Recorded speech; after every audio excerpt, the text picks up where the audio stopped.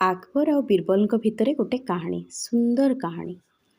ଥରେ ଆକବର ବୀରବଲଙ୍କୁ ପଚାରିଲେ, ଆଚ୍ଛା ବୀରବଲ, ମୋତେ କହିଲ, ଛେଳି ଲୋକମାନେ ବହୁତ ମାରିକି ଖାଉଛନ୍ତି, ହେଲେ ବି ତାଙ୍କ ସଂଖ୍ୟା ବଢ଼ିଯାଉଛି, ହେଲେ କୁକୁରକୁ ତ କେହି ଖାଉନାହାନ୍ତି, ହେଲେ କୁକୁର ସଂଖ୍ୟା କାହିଁକି କମିଯାଉଛି?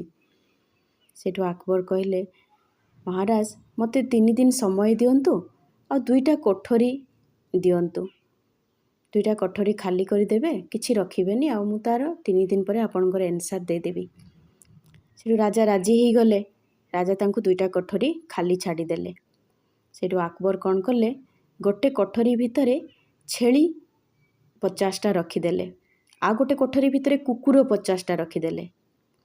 ତାପରେ ଖାଇବା ପିଇବା ଦେଇକି କୁକୁର ରୁମ୍ ବନ୍ଦ କରିଦେଲେ, ଛେଳି ରୁମ୍ ଛେଳିର ଖାଇବା ପିଇବା ଦେଇକି ବନ୍ଦ କରିଦେଲେ। 2 ଦିନ ପରେ 3 ଦିନ ଆକବର ବୀରବଲଙ୍କ ସାଙ୍ଗରେ ଗଲେ। ବୀରବଲ କହିଲେ, ମହାରାଜ, ଏବେ ଆପଣ ଖୋଲନ୍ତୁ। ଛେଳିଙ୍କ ରୁମ୍ ଖୋଲିଲେ। ଯେତେବେଳେ ଛେଳିଙ୍କ ରୁମ୍ ଖୋଲିଲେ, ଦେଖିଲେ ଯେଉଁ ପତ୍ର ଦିଆହେଇଥିଲା, ପତ୍ର ସବୁ ସରିଯାଇଛି, ଆଉ ଜଣେ ଜଣଙ୍କ ଉପରେ, କିଏ କାହା ଉପରେ ଗୋଡ଼ ପକେଇକି, କିଏ କାହା ଉପରେ ମୁଣ୍ଡ ରଖିକି ଆରାମରେ ଶୋଇଛନ୍ତି, ଭାରି ଆନନ୍ଦରେ ଶୋଇଛନ୍ତି।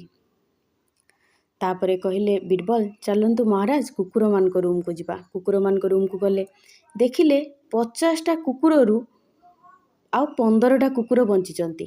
ବାକି ସବୁ କାମୁଡ଼ା କାମୁଡ଼ି ହେଇକି ମରିଯାଇଛନ୍ତି। ଆଉ ଯେତିକି ବଞ୍ଚିଛନ୍ତି, ତା ଭିତରେ ବି କିଏ କାହାର କାନ ଖାବଳେ ନାହିଁ, ତ କିଏ କାହାର ଗୋଡ଼ ଖାବଳେ ନାହିଁ, କାହାର ପେଟ ଖଣ୍ଡିଆ ହେଇଯାଇଛି, ତ କାହାର ଲାଞ୍ଜ ଖଣ୍ଡିଆ ହେଇଯାଇଛି। ପୁରା ରକ୍ତାକ୍ତ ହୋଇ କୁକୁରମାନେ ନିଜ ଭିତରେ ଭୋ ଭୋ ଭୋ ଡାକି ଭୋକିବାକୁ ଲାଗିଛନ୍ତି। ତାହେଲେ ଏଥିରୁ ଆମେ ଜାଣିଲୁ ଯେ ହିଂସା କଲେ ନିଜ ଭିତରେ ଅନିଷ୍ଟ ହୁଏ, କୌଣସି ଉନ୍ନତି ବଦଳରେ ଅବନତି ହୁଏ। ଆଉ ଅହିଂସା ହେଉଛି ଉନ୍ନତିର ରାସ୍ତା ବା ପ୍ରଗତିର ରାସ୍ତା।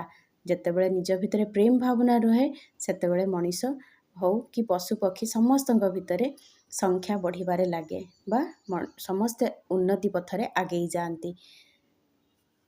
ଧନ୍ୟବାଦ।